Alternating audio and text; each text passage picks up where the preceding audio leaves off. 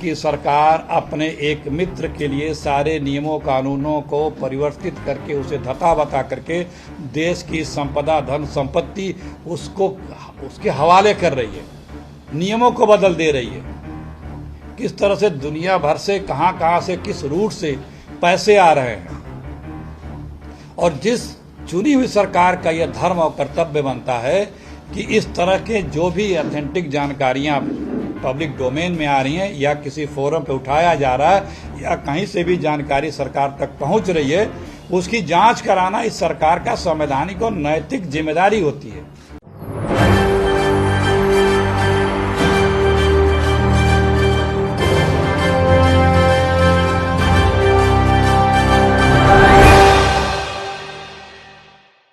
नमस्कार, मैं हूं राहुल शर्मा। आप देख रहे हैं SP9 न्यूज। स्वागत है आप सभी का आज की बड़ी खबर में। बड़ी खबर की शुरुआत गौतम अडानी से। क्या गौतम अडानी की वजह से मोदी सरकार की कुर्सी जाना तय है, और क्या अडानी घोटाला ही बनेगा बीजेपी की हार का कारण? जी हां, अपने दर्शकों को बता दें कि 2024 के चुनाव से पहले और इस साल के अंत के कई राज्यों के चुनाव से पहले अडानी मुद्दे को लेकर जिस तरीके से सड़क से संसद तक बवाल मचा हुआ है और लगातार विपक्षी पार्टी के नेताओं का जेपीसी जांच को लेकर एक बड़ा फैसला किया जाना है, तो ये सरकार की चिंता बढ़ाती है। हालांकि अडानी का मुद्दा कोर्ट पहुंचा हुआ है। ऐसे में माना जा रहा है कि राहुल गांधी का मुद्दा जिस तरीके से कोर्ट पहुंचा उस पर तुरंत सुनवाई हो, तो अडानी के मुद्दे पर भी कोर्ट में सुनवाई होनी चाहिए।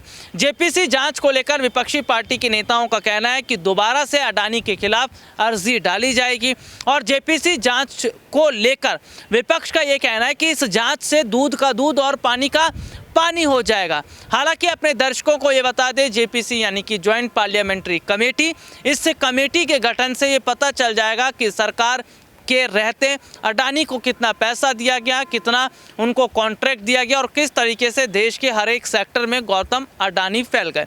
तो ये देखा जा रहा है कि जेपीसी जांच को लेकर जिस तरीके से आज विपक्ष बात कर रहा है, क्या वाकई ये सीधे सीधे तौर पर मोदी सरकार को एक खुला चैलेंज है? कांग्रेस पार्टी के अध्यक्ष मल्लिकार्जुन खड़गे, जिन्होंने जेपीसी जांच को लेकर एक बड़ी बात कही है, इसके साथ ही साथ उन्होंने कहा कि अडानी का मुद्दा दबाने के लिए ऐसा हो रहा है। क्या कुछ कह रहे हैं मल्लिकार्जुन खड़गे, देखिए रिपोर्ट। कि सरकार अपने एक मित्र के लिए सारे नियमों कानूनों को परिवर्तित करके उसे धता बता करके देश की संपदा धन संपत्ति उसके हवाले कर रही है, नियमों को बदल दे रही है। किस तरह से दुनिया भर से कहां से किस रूट से पैसे आ रहे हैं, और जिस चुनी हुई सरकार का यह धर्म और कर्तव्य बनता है कि इस तरह के जो भी ऑथेंटिक जानकारियां पब्लिक डोमेन में आ रही हैं या किसी फोरम पे उठाया जा रहा है या कहीं से भी जानकारी सरकार तक पहुंच रही है, उसकी जांच कराना इस सरकार का संवैधानिक और नैतिक जिम्मेदारी होती है। लेकिन वो जांच न करा करके ये सरकार उस चोर की जांच न करा करके उस चोर की चौकीदारी कर रही है। गजब विडंबना है। सरकार ही जो इस देश की धन संपदा चुरा रहा है, उस चोर की चौकीदारी कर रही है। राहुल जी बात सदन में उठाते हैं, उनके माइक को म्यूट कर दिया जाता है। सदन में पूरी बात रखते हैं, साक्ष्यों के साथ सबूतों के साथ स्पेसिफिक बात उठाते हैं, पूछते हैं, प्रश्न करते हैं। अडानी जी का नाम लेकर के किन किन सेल कंपनियों से कहां के किस हेवन कंट्री से किस तरह से रूट होकर के पैसा आया है, वो कार्रवाई से निकाल दिया जाता है, स्पंज कर दिया जाता है। एक उनका मित्र संविधान से बड़ा हो गया, इस देश में देश से बड़ा हो गया है। जिस दिन एक रिपोर्ट आई थी हिंडनबर्ग की, उस दिन बीजेपी के लोग, अडानी साहब और तमाम और साहब लोग ये बयान दे रहे थे कि ये देश पे हमला है। अरे एक चोर ने चोरी किया, उसकी चोरी पकड़ी गई, और आपका वो देश होगा भाई भाजपाइयों? ये देश 140 करोड़ लोगों का है, जिसको चुन के भेजा, और जिसे भी चुन के भेजती है जनता, एक कार्यकाल के लिए भेजती है कि आप बेहतर हमारे लिए प्रशासन दीजिए। इसलिए नहीं चुन के भेजती है कि आप उसके जागीरदार हो गए हैं और आप देश की संपदा लूट के खा जाइए और लूटने वालों की सुरक्षा करिए।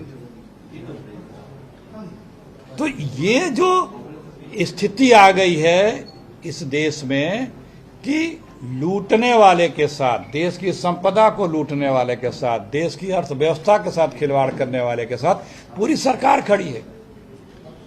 आज आप सारे लोग रोजाना, आप सब लोग उसी मीडिया के साथी हैं, अडानी को डिफेंड कौन करता है टीवी पे?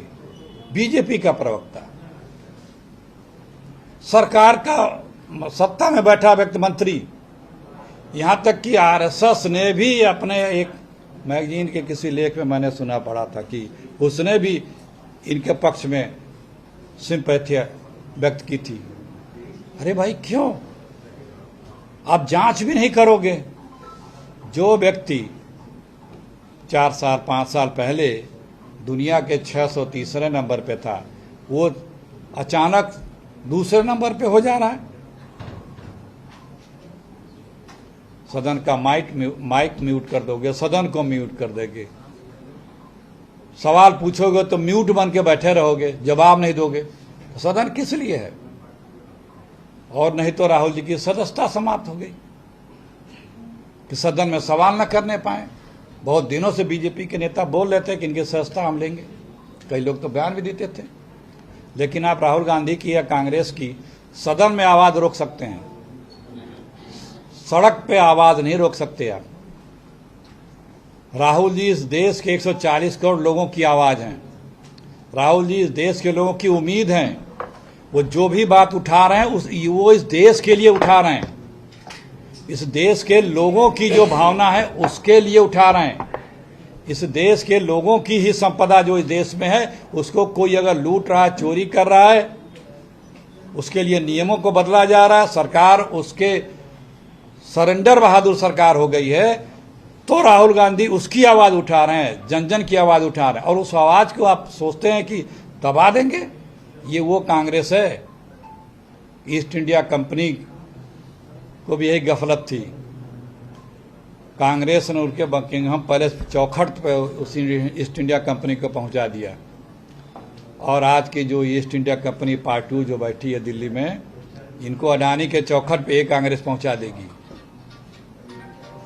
आप सब कुछ लूटेंगे, सब कुछ आप संपदा लूटने वाले की आप रक्षा भी करेंगे, तो क्या ये देश के लोग देख नहीं रहे? क्या कोई बर्दाश्त करेगा?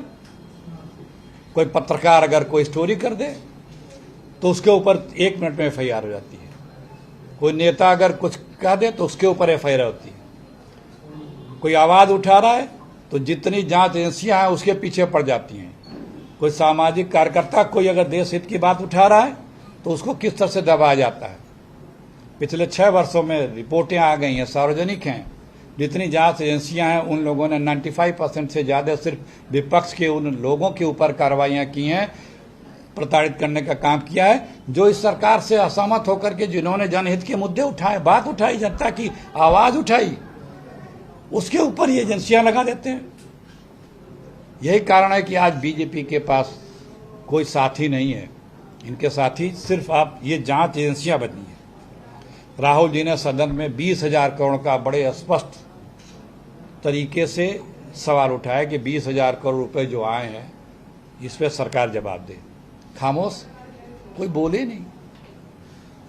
इसके पहले सदन में राहुल जी ने बड़े स्पष्ट शब्दों में सवाल किया था आदरणीय मोदी जी से कि आप जब विदेश जाते हैं तो साथ में कितने बार अडानी जी गए, आपके पहुंचने के बाद कितने बार गए, आपके वापस आने के बाद कितने बार पहुंचे, और उस देश से कौन कौन से इनको बड़ा कॉन्ट्रैक्ट मिला। पहली बार है सदन में इतना स्पष्ट आरोप किसी वित्तीय अनियमितता का, भ्रष्टाचार का और पक्षपात का किसी प्रधानमंत्री पे लगा। अब वो आदरणीय प्रधानमंत्री जी ने न खंडन किया न जवाब दिया। मतलब अजीब सी स्थिति है, आरोप लग रहा है, वो न खंडन कर रहे हैं न जवाब कर रहे हैं। राहुल जी के प्रश्न जो उठाए गए हैं, राहुल जी ने जो उठाए हैं, उस प्रश्नों का कोई जवाब अभी तक नहीं आया सरकार की तरफ से। ये लाख बोलते रहें, लाख कुछ करते रहें, चुप रहें, खामोश रहें, लेकिन इनकी रोज की हरकतें ये बता रही हैं कि किस तरह से रोजाना लोकतंत्र की हत्या की जा रही है। 2 दिन पहले 3 दिन पहले दिल्ली में राजघाट पे सत्याग्रह था दिन भर का। हम लोग सुबह पहुंचे तो वहां पुलिस ने गेट बंद कर दिया, कह रही है धारा 144 लग गया। अभी मतलब जो पूरा देश कह रहा है, राहुल जी कह रहे हैं कि किस तरह से विपक्ष की या लोकतंत्र की आवाज दबाई जा रही है, वो रोजाना यह केंद्र की सरकार, मोदी जी की सरकार, प्रदेशों में बीजेपी की सरकार इस बात को साबित भी कर रही है। राजघाट पर लगा दिया, इसी को तो बोलते हैं लोकतंत्र की हत्या। तो ये रिपोर्ट आपने देखी जिसमें विस्तार से हमने अपने दर्शकों को दिखाया और सीधे तौर पर देखा जा रहा है कि अगर अडानी के खिलाफ जेपीसी जांच का गठन हो जाता है तो शायद आने वाले वक्त में मोदी सरकार की मुश्किलें बढ़नी तय हैं और शायद बीजेपी का 2024 का जो रास्ता है वो बहुत मुश्किल भरा भी दिखता नजर आ रहा है। आज के लिए इतना ही, आपसे फिर दोबारा मुलाकात होगी, तब तक के लिए इजाज़त दीजिए, नमस्कार।